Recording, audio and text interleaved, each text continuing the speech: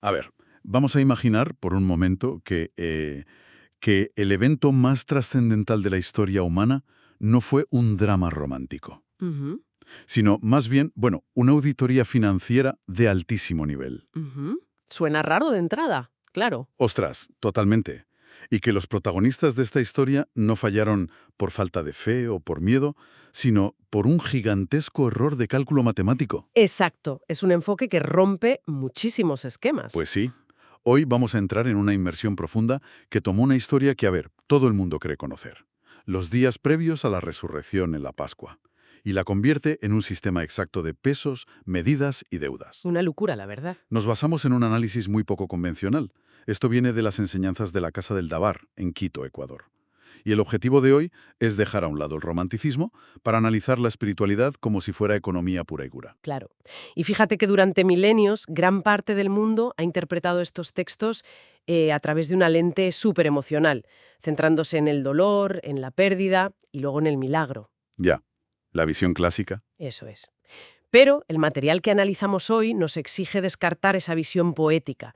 Nos propone que conceptos que solemos tratar de forma muy abstracta, como la idea del pecado o la primogenitura, pues son en realidad valores de una ecuación. Matemáticas. Totalmente.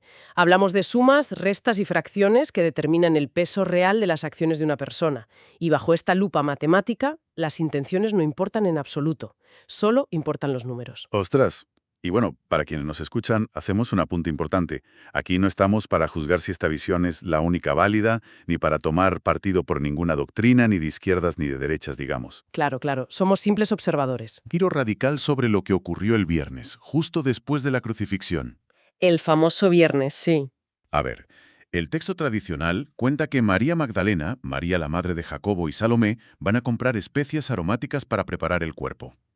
La lectura habitual es ver esto como un acto de devoción tremendo, ¿no? Ujú. Pero la Casa del Dabar frena en seco y dice que esto fue un auténtico desastre contable.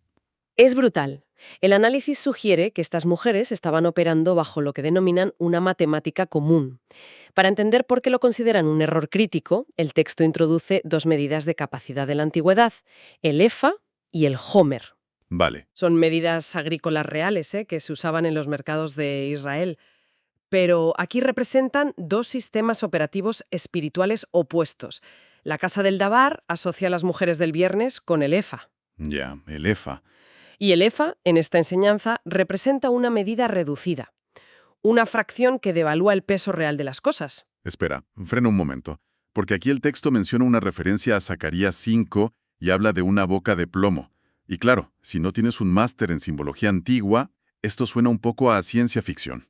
Ya, es normal perderse un poco ahí. A ver, ¿qué es exactamente el EFA en este contexto? ¿Y cómo funciona visualmente esa boca de plomo? Pues visualicémoslo.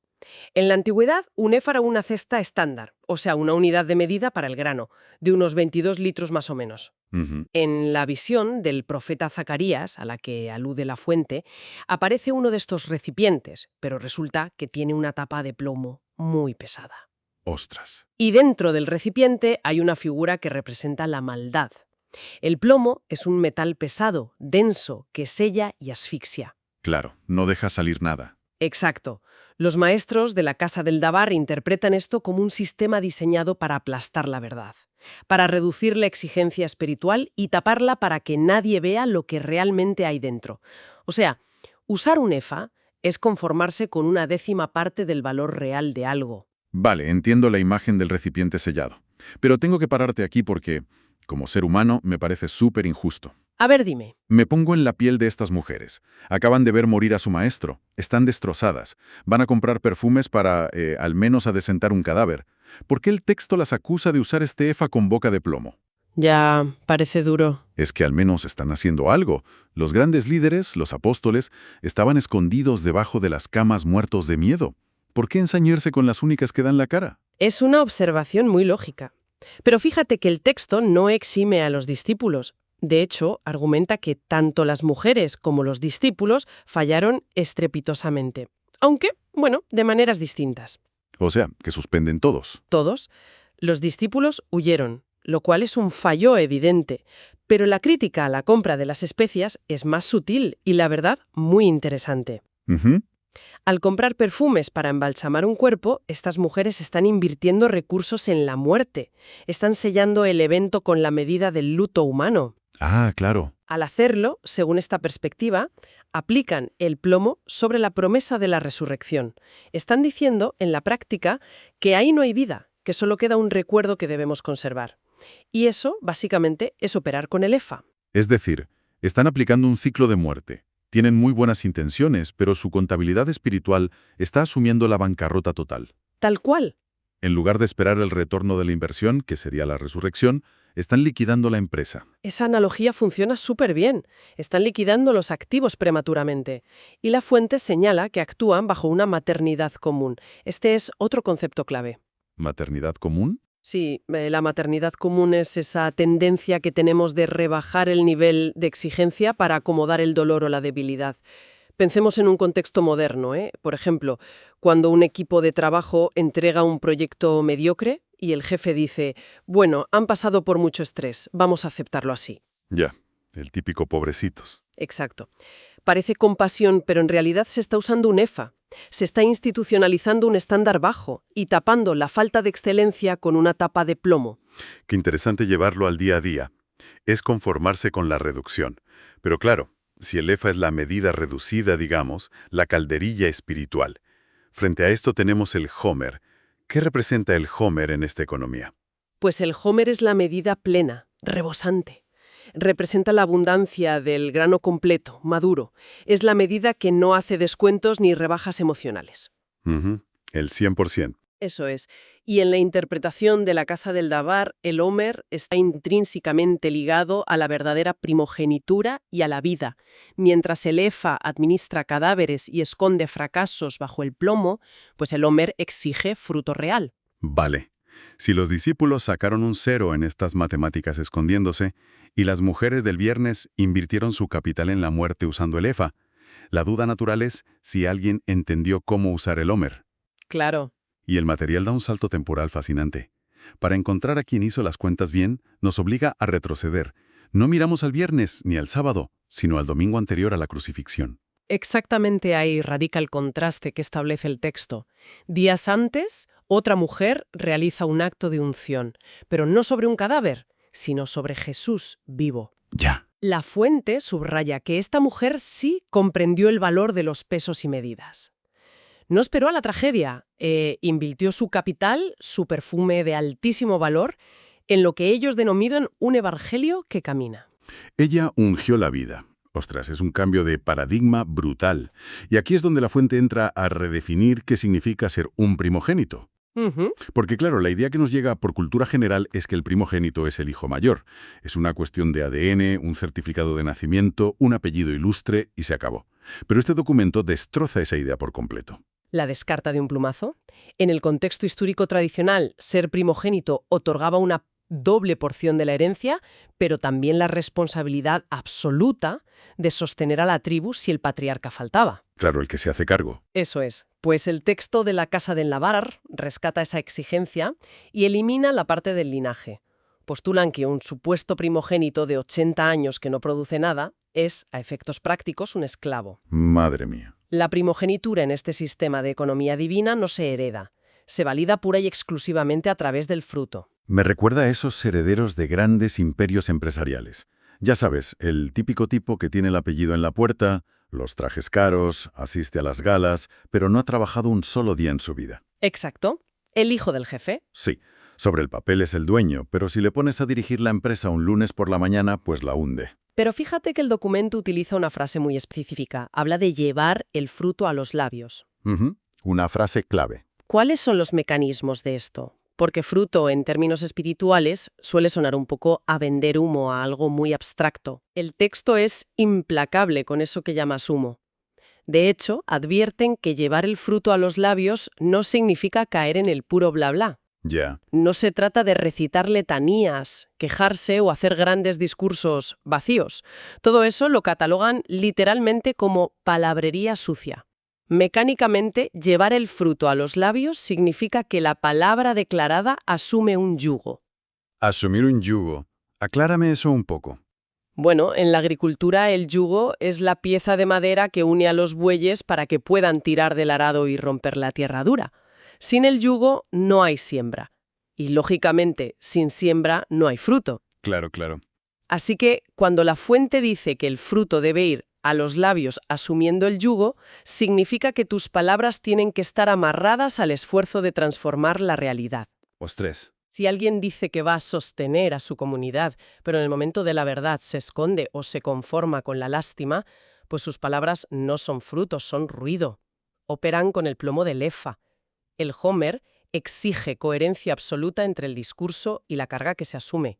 Es como firmar un contrato vinculante cada vez que abres la boca. Exactamente. Si el viernes es un fracaso porque se aplica la muerte y el domingo anterior es un éxito porque se invierte en la vida, me doy cuenta de que hay un agujero inmenso en toda esta cronología. A ver si adivino. Entre el viernes fatídico y el domingo de resurrección, el sábado parece haber desaparecido. Nadie habla de dónde estaba esta gente el sábado. Pues ese es uno de los puntos más agudos del documento, fíjate. El sábado, el Shabbat, es el día tradicional de reposo.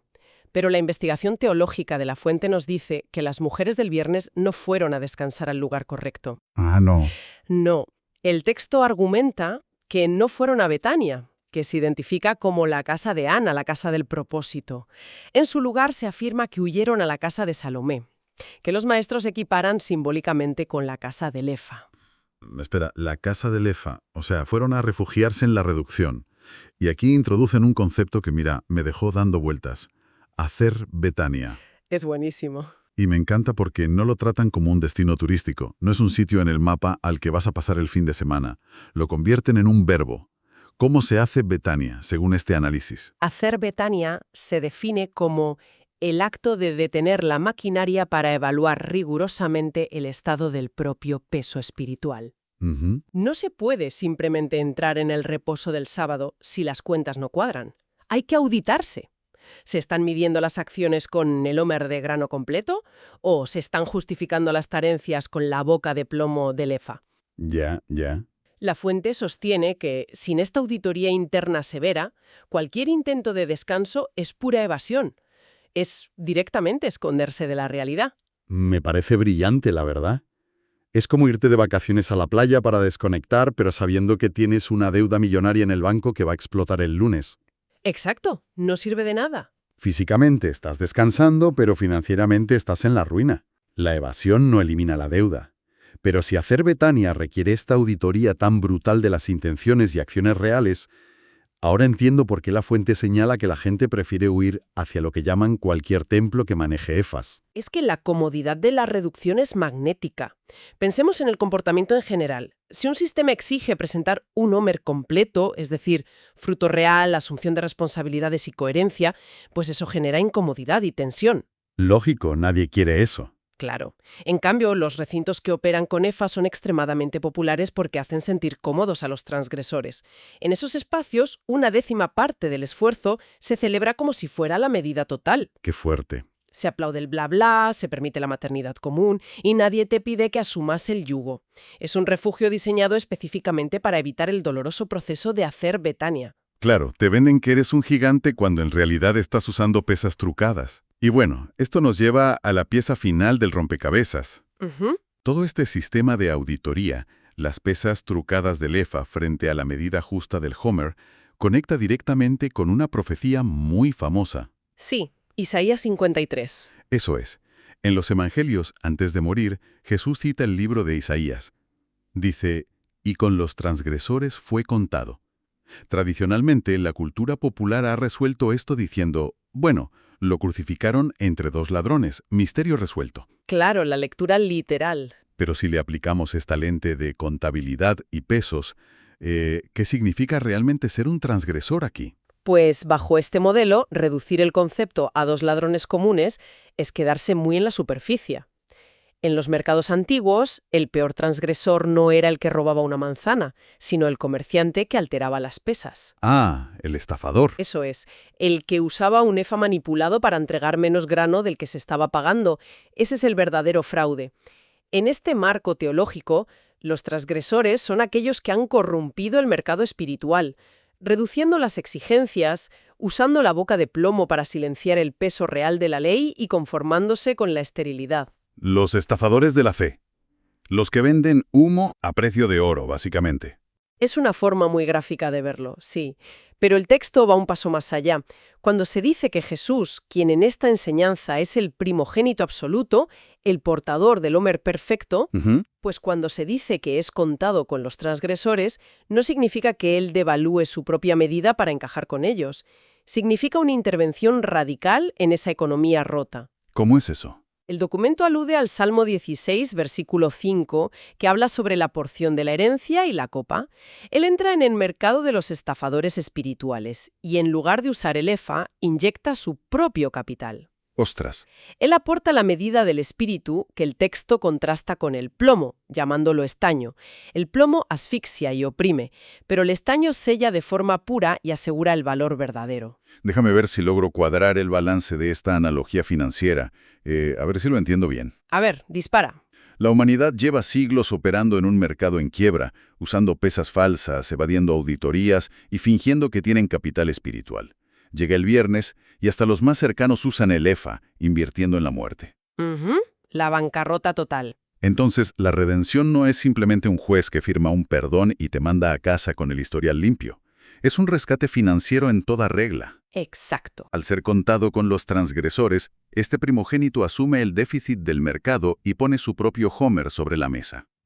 Pero, por lo que hemos hablado del yugo, este rescate no sale gratis, ¿verdad?